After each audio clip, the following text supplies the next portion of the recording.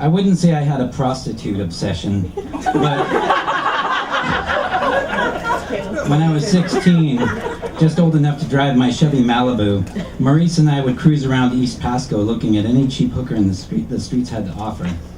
We did so in silence, an unspoken pull toward what our small town had deemed the ghetto. I grew up in a place called Kennewick, which is part of the Tri-Cities in Washington State, and Pasco was like the ghetto part of the Tri-Cities.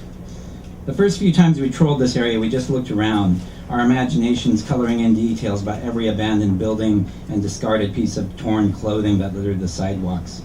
We eventually got comfortable enough to wonder aloud about how much the women charged for their services. We'd pull over and ask them sometimes, careful to strike some sort of balance between business-like firmness and non-threatening friendliness. The girls humored us, talking dirty and sometimes letting us touch their breasts. We must have looked out of place on those streets, two puberty-racked white boys, me with my pimples and braces, Maurice with his red hair and freckles. There was one thrilling night when we actually let two of the girls in my car. They wanted a ride to a hotel that was on the other side of the tunnel that separated Pasco from East Pasco. Maurice and I listened in on their conversation during the 10-minute drive. They talked about clothes, cigarettes, and carrying guns. When we let them out, they walked to our windows and kissed us like we were their pimps. This was around the time I started working at a restaurant called Big Mama's, where I made anywhere from $10 to $30 a night in tips.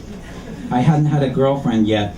In fact, I had barely kissed a girl, but I was eager to have sex and had, coincidentally, been training for such an event at least 2 years. Masturbating regularly with my mom's back-rubbing vibrator. Timing the seconds it took for me to ejaculate like some perverted scientist. I had no prospects for girlfriends. I was shy and anxious and probably a little gross. But the prostitutes were hardly out of my league.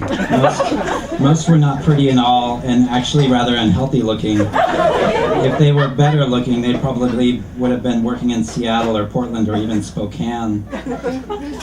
Still, they were women who had sex a lot, and I imagine somehow could show me a thing or two.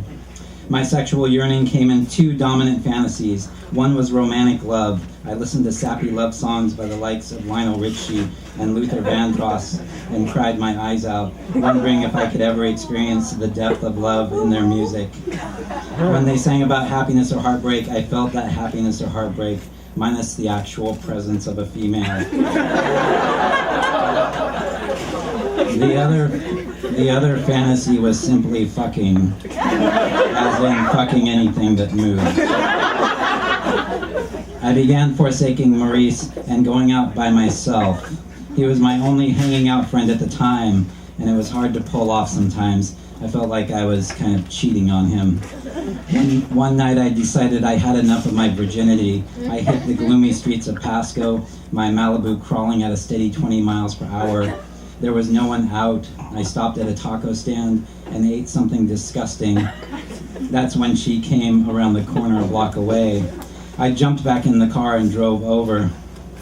As I got closer to her, I realized I didn't have a choice. She was the one. I wasn't going to wait any longer. I rolled my window down and asked her the question. She gave me a couple of options, like a menu or a list of the nightly specials. $15 for a hand job, $25 for straight sex, and $50 for a suck and fuck. Apparently, it was a bargain night. I told her I wanted what she called straight sex, which sounded like a good introduction for a beginner like me. She got in my car and gave me directions to a motel. She was probably in her mid-20s, short and a little chubby. Her dark hair was styled unattractively, and she looked bored. Her name was Greta. When we got to the motel, she opened the door to her room, and it was went immediately to the bathroom. She told me to take out my money and get undressed. I took off all my clothes except my boxers and socks. She came out of the bathroom wearing a bathrobe and walked to the bed.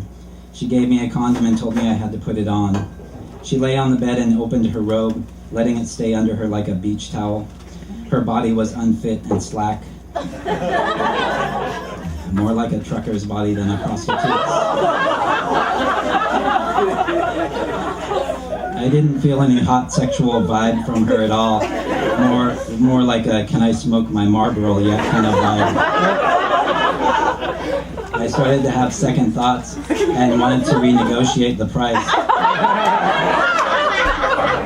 I told her I was nervous because it was my first time, maybe hoping for some sort of discount. Her demeanor softened a little and she started cooing warm sentiments to me as she touched my penis with her hand. I struggled with the condom, afraid I'd lose my erection if I didn't get it on fast enough. I had experimented with a condom just days before, putting one on and jacking off with it. My hand smelled bad for the rest of the day. I got on the bed. I'm trying not to go over 7 minutes. I got on the bed and fell on top of her. I could barely feel myself inside her. I wasn't really certain I was inside her. I wasn't sure what to do with my hands or if I was allowed to kiss her. I didn't know if I wanted to kiss her. I touched her breasts. They seemed saggy, unloved, the huge dark areolas looking like sad raccoon eyes.